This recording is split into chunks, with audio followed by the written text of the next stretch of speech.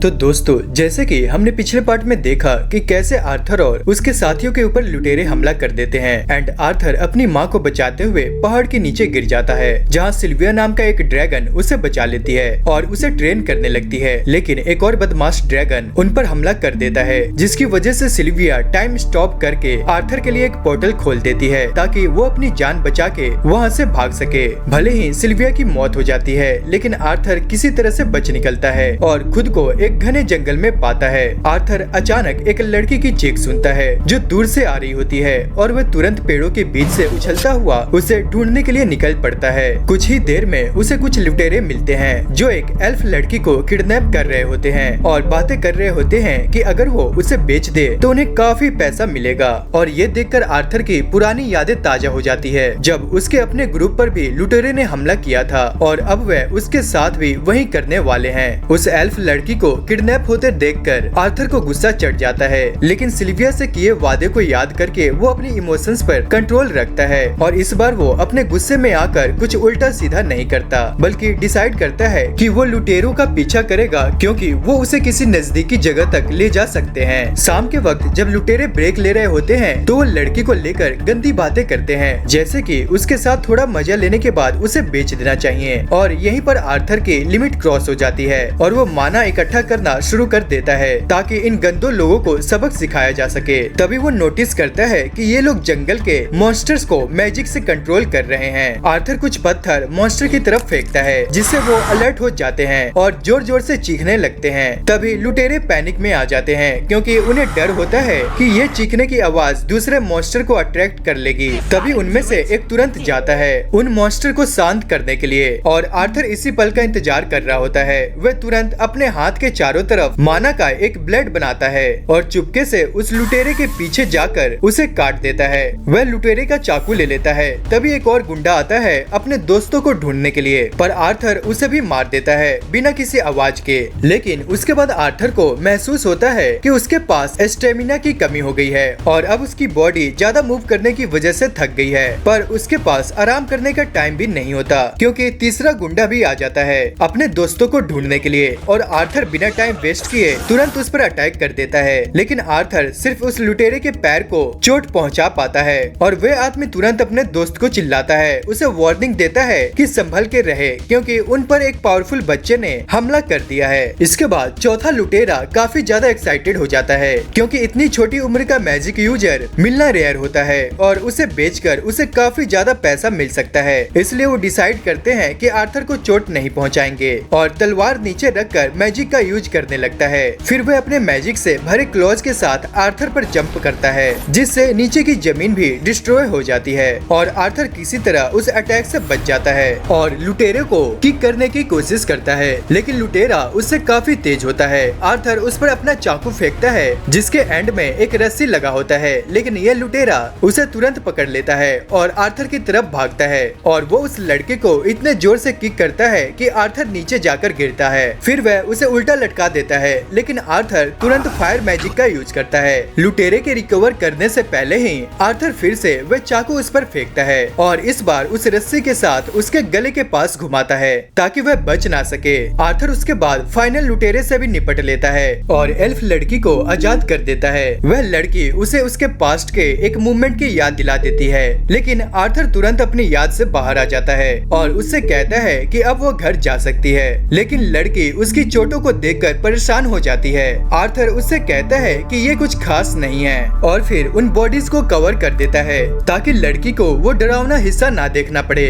लड़की अभी भी उन बॉडीज के बारे में क्यूरियस होती है, तो आर्थर उसे बताता है कि उनका एक्सीडेंट हो गया था और अब वह उसे परेशान नहीं करेंगे। उसके बाद आर्थर को गाड़ी में कुछ सामान मिलता है और वह लड़की से कहता है कि अब वो घर चली जाए, लेकिन लड़की उसका हाथ पकड़ लेती है क्योंकि वो डर रही होती है। वो उससे कहने लगती है कि उसे अपने साथ ले जाए और आर्थर को उस पर दया आ जाती है और वो उसे अपने साथ ले जाने के लिए मान जाता है। फिर आर्थर उन मॉन्स्टर की तरफ देखता है और डिसाइड करता है कि उन्हें मार देना ही बेहतर होगा क्योंकि उन्हें आजाद करने का आइडिया ठीक नहीं लग रहा। एल्फ लड़की डिसाइड करती है कि वो हॉर्न रूल्स को आजाद करेगी क्योंकि एल्फ हर जीव का सम्मान करता है और अगर उसने मॉन्स्टर को फ्री नहीं किया तो वो मर जाएंगे। आर्थर उसे वार्न करता है, लेकिन लड़की को पूरा यकीन होता है कि मॉन्स्टर्स उन पर हमला नहीं करेंगे और इसके बाद वो उन्हें फ्री कर देते हैं और वाकई में मॉन्स्टर शांति से चले जाते हैं। लड़की के नेचर के साथ जो कनेक्शन है ये देखकर आर्थर सही में हैरान रह जाता है। उसके बाद वह डिसाइड करता है कि वह उसे घर छोड़कर आएगा।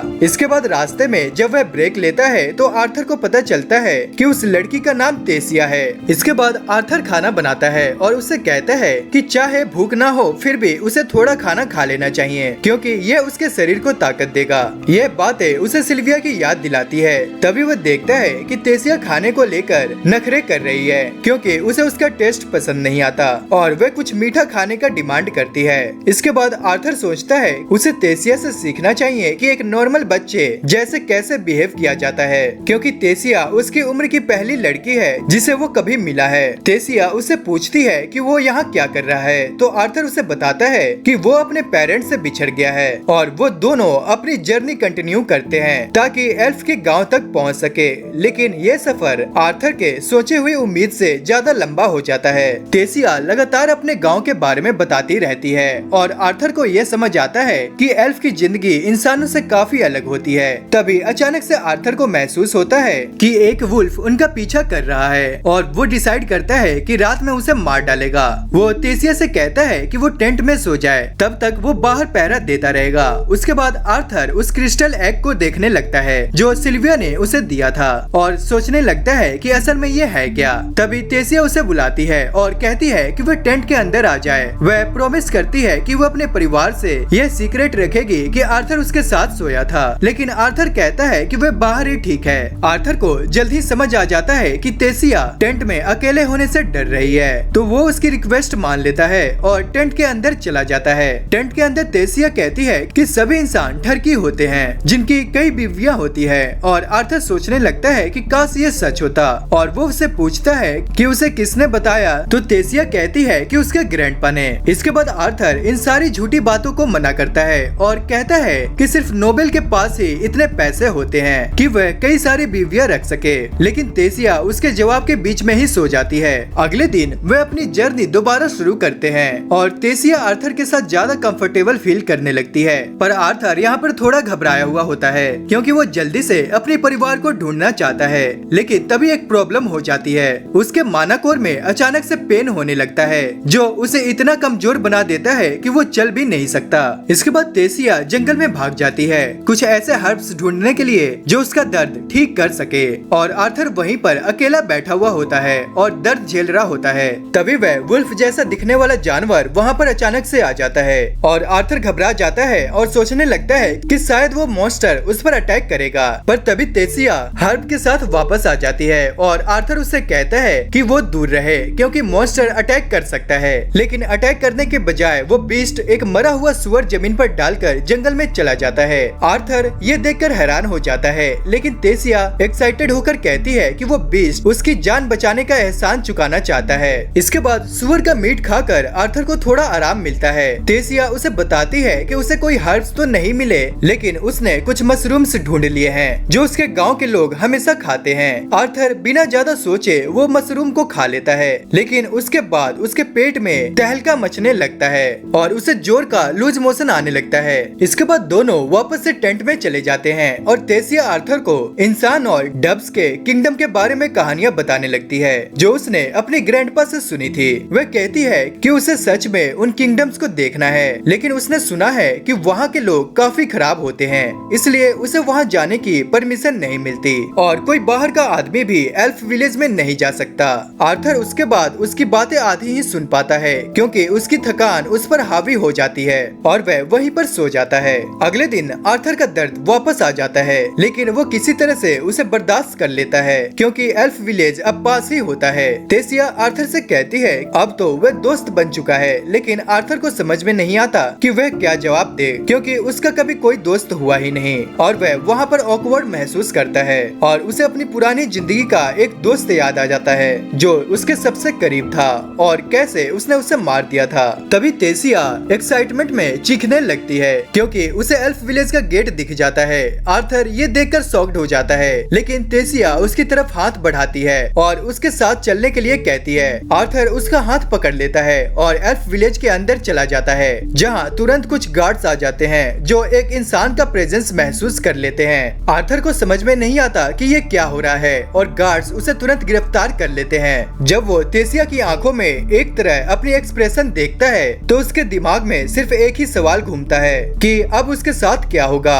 जैसे ही आर्थर देखता है कि तेसिया उसकी बातों के बावजूद चुप रहती है तो उसे एहसास होता है कि उसने उस पर जल्दी ही भरोसा कर लिया था, चाहे उसने जंगल में उसे अपना दोस्त ही क्यों ना कहा। आर्थर सोचता है कि ऐसे वक्त में उन बातों का कोई मतलब नहीं होता और तभी वह घबरा जाता है और सोचता है कि उसे और ज्यादा सावधान रहना चाहिए था। तभी एल्फ सोल्जर्स अपने वेपन्स निकालते हैं ताकि उसे मार सके, पर तेसिया तुरंत रिएक्ट करती है। जैसे ही उसे सिचुएशन का एहसास होता है वो गार्ड्स को रुकने के लिए कहती है और गार्ड्स कहता है आर्थर एक खतरनाक इंसान है और उसे मारना जरूरी है ताकि वो किसी को नुकसान ना पहुंचाए। तेसिया उसे बताती है कि आर्थर उसका दोस्त है जिसने उसकी जान बचाई थी, लेकिन गार्ड उसकी बात पर भरोसा नहीं करता और वो उल्टा आर्थर पर तेसिया के ब्रेन वॉश करने का इल्जाम लगाता है। तभी अचानक से वहाँ पर एक आवाज सुनाई देती है, ओए तुम दोनों पीछे हटो, आजाद करो उसे। और तभी अचानक से एक पोर्टल खुलता है और एक बूढ़ा एल्फ उसमें से बाहर आता है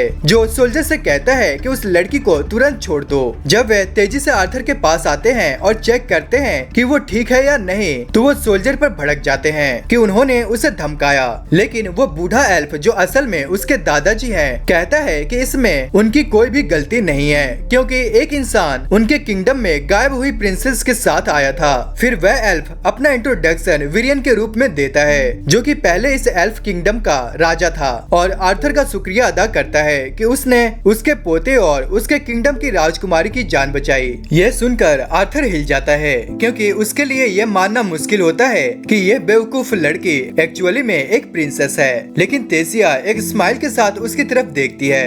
विरियन उससे पूछता है कि क्या उसने अपने दोस्त को अपने रॉयल आइडेंटिटी के बारे में नहीं बताया था, और जब तेसिया कहती है कि हाँ उसने बताया था तो आर्थर श्योर हो जाता है कि उसने झूठ बोला है। तभी उसके माँ बाप वहाँ पर पहुँच जाते हैं और तेसिया उनके गले लग जाती है। उसका फादर आर्थर की तरफ देखता है और किसी बदतमीज की तरह सोल्जर को कहता है कि उसे तुरंत मार दिया जाए, लेकिन विरन समझाता है कि आर्थर एक इंसान होने के बावजूद तेसिया की जान बचाई और उसे सुरक्षित घर ले आया। तेसिया भी आर्थर के लिए बोल पड़ती है और अपने पापा को मजबूर करती है कि आर्थर को उनके महल ले जाने दे। विरियन आर्थर से कहता है कि उन्हें बाद में उससे बात करनी है और आर्थर उस बूढ़े एल्फ से एक अजीब सी शांति महसूस करता है। इसके बाद तेसिया आर्थर का हाथ पकड़ लेती है और उसे शहर में भागते हुए ले जाती है। आर्थर एल्फ का शहर देखकर हैरान रह जाता है, लेकिन बाकी सारे एल्फ उसे गुस्से और नफरत भरी नजरों से देखते हैं क्योंकि उनका इंसानों के साथ एक दर्दनाक पास्ट रहा है।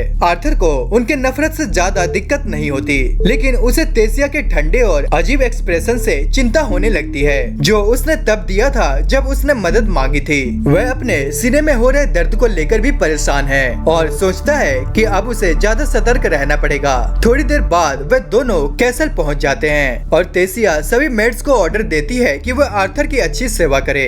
वो उसके रहने के लिए सब कुछ प्लानिंग करना शुरू करती है, लेकिन आर्थर महसूस करता है कि उससे पहले उसके माँ बाप को उसके जर्नी के बारे में सब कुछ बताना चाहिए। उसके माँ बाप उसे बात करने की इजाजत देते हैं, लेकिन तेसिया पहले उसे टेबल पर बिठा देती है और चाय स्नैक्स का ऑर्डर भी देती है। आर्थर सोचता है कि क्या ये सही है कि एक इंसान को इतना रिस्पेक्ट दिया जा रहा है, और तब तेसिया के फादर एल्डन अपना इंट्रोडक्शन देते हैं और उसकी माँ मैरियल भी आर्थर को अच्छी तरीके से अपना इंट्रोडक्शन देती है।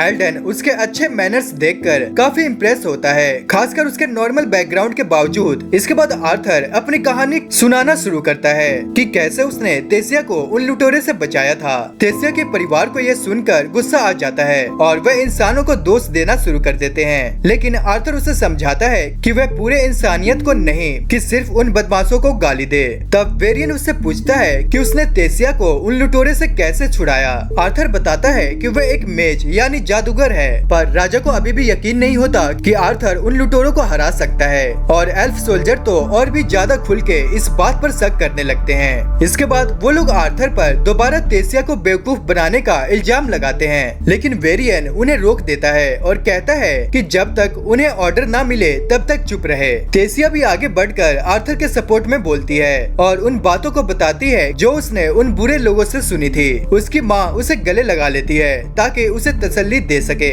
और फिर उसका फादर आर्थर से कहता है कि वह उसकी कहानी पर यकीन यकीन करता है। आर्थर फिर एल्विन से गुजारिश करता है कि उसे उसके परिवार के पास भेज दिया जाए, एक तरीके से उसकी बेटी का जान बचाने का बदला चुकाने के लिए। लेकिन एल्विन इस बात से इनकार कर देता है। वह कहता है कि उसे एक तुच्छ इंसान की मदद करने का कोई भी शौक नहीं है। लेकिन आर्थर जवाब देता है कि अगर वो ऐसा सोचता है तो वो खुद भी एक तुच्छ इंसान जैसा ही बिहेव कर रहा है। एल्विन ये सुनकर थोड़ा कंफ्यूज हो जाता है, लेकिन फिर भी वो आर्थर की मदद करने से मना कर देता है। तभी तेसिया उनसे रिक्वेस्ट करती है, पर वह फिर भी नहीं मानते और वह कहता है कि आमतौर पर ह्यूमन किंगडम का गेट सिर्फ हर 7 साल में एक बार खुलता है, लेकिन वो आर्थर को इतने सालों तक यहाँ नहीं रख सकते, इसलिए वह कुछ सोल्जर्स भेजेगा जो उसे घर तक छोड़ाएंगे। अब आर्थर ये सुनकर खुश हो जाता है, लेकिन तभी उसके सीने का दर्द पहले से और भी ज्यादा तेज हो जाता है। वह मुश्किल से दर्द को पूरे दिन झेलता है और रात में फ्रेश हवा लेने के लिए अपने कमरे की बालकनी पर चला जाता है और वह देखता है कि तेसिया अपने माँ बाप के साथ एक कमरे में खुशी से खेल रही है और ये देखकर उसे अपने माँ बाप की याद आ जाती है। आर्थर सोचता है कि क्या वह ठीक होंगे, हालांकि उसे यकीन है कि वह लुटेरे के अटैक से बच गए होंगे, लेकिन फिर भी वह उन्हें बहुत याद करता है और वह सोचता है कि क्या उसके माँ बाप उसे दोबारा देखकर वैसे ही खुश होंगे जैसे तेसिया के माँ बाप उसे देखकर हुए थे। अब जितना ज्यादा वह उनके बारे में सोचने लगता है वह उतना ही ज्यादा उदास हो जाता है और तभी तेसिया उसे देख लेती है। तेसिया तुरंत उसके पास भागकर आती है और अपने परिवार की तरफ से उसे माफी मांगती है कि सब उसके साथ बदतमीजी से पेश आए, पर तभी आर्थर कहता है कि सब कुछ ठीक है, यह उतनी भी बड़ी बात नहीं है। और फिर वह तेसिया से कहता है कि वह अपने परिवार के पास जाए और एक बच्चे की तरफ खेले। तेसिया इस बात का थोड़ा बुरा मान जाती है और कहती है कि जब वह अपने पेरेंट्स के पास लौटेगा तब वह भी उसे वैसा ही प्यार करेंगे।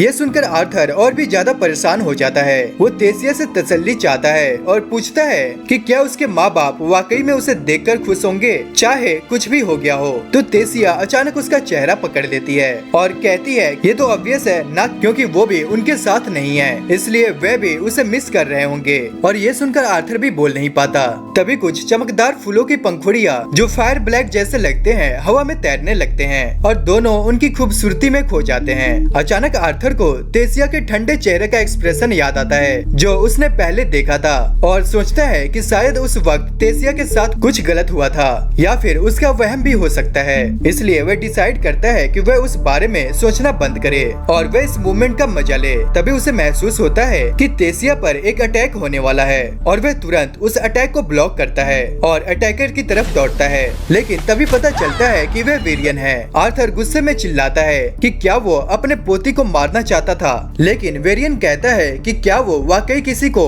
फूलों से मार सकता है। आर्थर अपने हाथों को देखता है और उनमें कुछ चमकदार पंखुड़ियाँ होते हैं। वेरियन उनकी तारीफ करता है कि उसने अटैक को ब्लॉक किया और तुरंत रिएक्ट किया। अब उसे पूरा यकीन हो जाता है कि आर्थर ने वाकई उन लुटेरों से फाइट की, लेकिन तेसिया गुस्सा हो जाती है क्योंकि उसे लगता है कि उसके ग्रैंडपा उसके फ्रेंड को बुली कर रहे हैं। वेरियन उसे समझाता है कि उसका कोई ऐसा इरादा नहीं था, बल्कि उसे आर्थर में इंटरेस्ट है। इसके बाद वह एक छोटी लकड़ी की तलवार लेता है और आर्थर को देता है ताकि उसकी स्किल टेस्ट की जा सके। फिर गार्डन पर कुछ टेस्ट सेटअप किए जाते हैं और वेरियन सिग्नल देता है कि आर्थर अटैक करे। इसके बाद आर्थर तुरंत हमला करता है और वेरियन को हिट करने की कोशिश करता है, लेकिन उसे लगता है कि ये बुढ़ा जो अपनी मरने की उम्र में है फिर भी काफी तेज है। चाहे आर्थर जितना भी अपने स्पीड मैजिक को बढ़ाता है वो वेरियन को हिट नहीं कर पाता। फिर वेरियन उसके एक अटैक को ब्लॉक करता है और तभी आर्थर की तलवार टूट जाती है। सो दोस्तों आज का ये वीडियो यहीं पे खत्म हो जाता है। तो कमेंट्स में मुझे ये बताना कि आपको इसका नेक्स्ट पार्ट चाहिए कि नहीं चाहिए। और हाँ दोस्तों यार, चैनल को सब्सक्राइब और लाइक कर दिया करो और कमेंट करके मुझे जरूर बताना कि आपको ये एक्सप्लेनेशन कैसी लगी। तो दोस्तों आज के लिए इतना ही, मिलते हैं नेक्स्ट वीडियो में।